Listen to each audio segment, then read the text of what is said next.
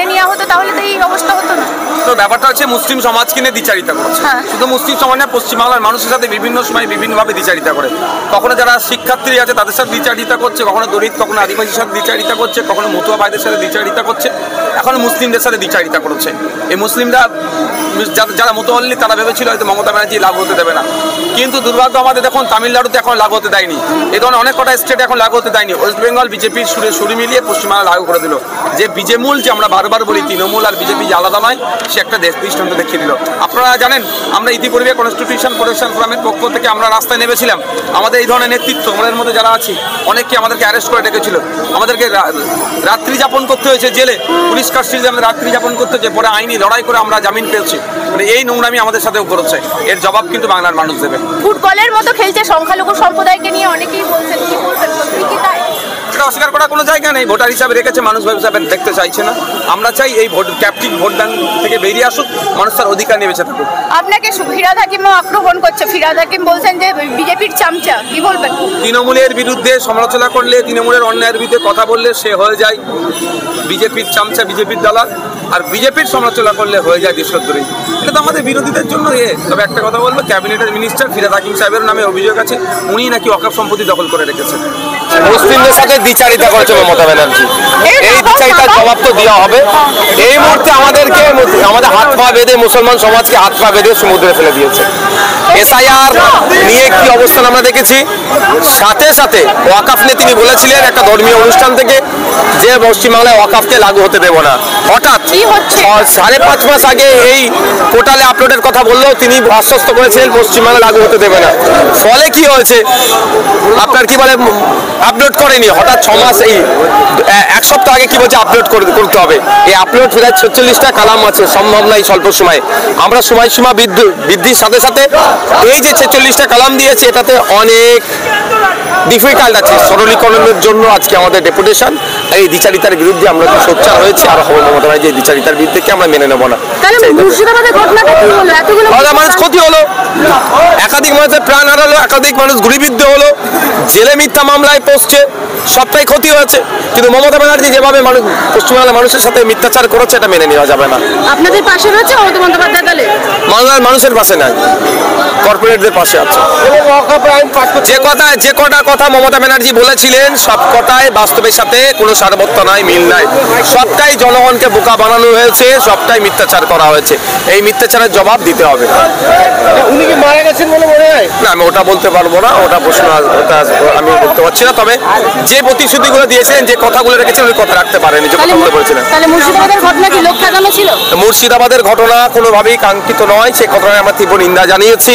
মিথ্যা মামলা একাধিক জনকে অ্যারেস্ট করেছে, তারও নিন্দা জানিয়েছি। সাথে সাথে এটাও বলছি, মমতা ব্যানার্জি যে আশ্বস্ত করেছিল সেই আশ্বস্ত অনুযায়ী পশ্চিমবাংলার মুসলমানরা এখন মাঝ সমুদ্রে আছে, ওয়াকফ সম্পত্তি এখন মাঝ সমুদ্রে।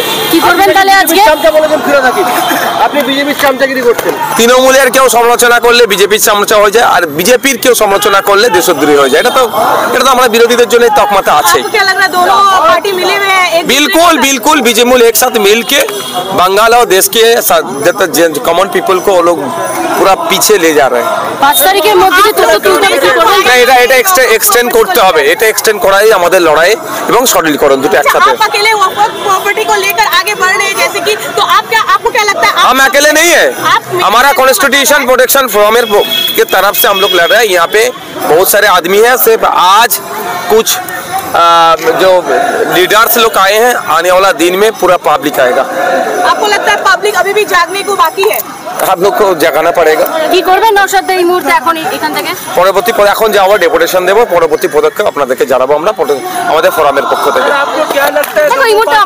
এটা এখনো পর্যন্ত মুখ্যমন্ত্রী আমাদের সঙ্গে যত রকমের প্রতারণা করেছেন তার মধ্যে সবথেকে বড় প্রতারণা 10,000 মাদ্রাসা দেবো বলে মাদ্রাসাগুলোকে ধ্বংস করেছেন, চাকরি দেবো বলে চাকরিগুলো বন্ধ করার জন্য ওবিসি ঘোটালা করেছেন, ওয়াকফ সম্পত্তি উদ্ধার করবো বলে ওয়াকফ সম্পত্তি লুট করেছেন, ওনার লোকরা করেছে। আর এখন এই ওয়াকফ আইনে আমাদের আন্দোলন করতে দিলে না, হুমকি দিলে যে আমি আছি, এখানে ওয়াকফ আইন লাগু হবে না। আর শেষ বেলায় উনি বললেন ওয়াকফ আইন মেনে নিলাম, উমিদ পোর্টালে যাও, যেমন বলেছিলেন SIR হবে না বলে SIR করার পুরো দায়িত্বই উনি মেনে নিলেন এবং ব্যবস্থা করে দিলেন। তাহলে আজকে আমাদের যে হাজার হাজার লক্ষ লক্ষ ওয়াকফ সম্পত্তি এই কদিনে উমিদ পোর্টালে কখনোই আমরা আপলোড করতে পারবো না। তার যা জটিলতা, তাতে এত বেশি ডকুমেন্ট যা হচ্ছে, লোক উমিদ পোর্টাল কি জিনিস সেটাই জানে না, কিভাবে আপলোড করবে জানে না। এইটা আমাদের জন্য চরম ধোঁকা এবং যেটা সব থেকে বড় প্রতারণা। অলরেডি আমরা অনলাইনে LR রিপোর্ট খুলে দেখছি আমাদের মসজিদ কবরস্থানগুলো রাজ্য সরকার নিজের নামে করে নিয়েছে। তাহলে এটা কোন আইন বলে হলো? তাহলে এটা তো দিনে ডাকাতি হয়ে গেল। তাই আজকে আমাদের ওয়াকফ ডেপুটেশন আছে, এত তথ্য আমরা দিতে পারবো না, এটা সরল করা হোক, ওয়েবসাইট সহজে যাতে লোক অ্যাক্সেস করতে পারে তার ট্রেনিং দেওয়া হোক এবং 1 বছর কম করে সময় দেওয়া হোক যাতে আমরা উমিদ পোর্টালে দাখিল করতে পারি ডকুমেন্ট।